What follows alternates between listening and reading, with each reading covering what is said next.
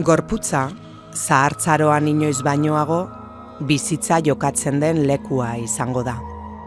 Gorputza, altxor preziatuena, ni besteak mundua existitzen garen froga, izatearen ospakizun, haren baldintzakizunik ageriena.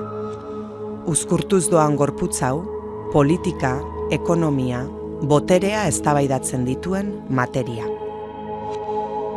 Ekintzarako tresnarik eraginkorrena. Oinaze partekatuak sostengatzen gaitu. Gau bakoitzak goiz bat gordetzen duela sinisteak. Kontakizun konkretuari ez diogu beldurrik, ez da tartekako desorientazioari ere.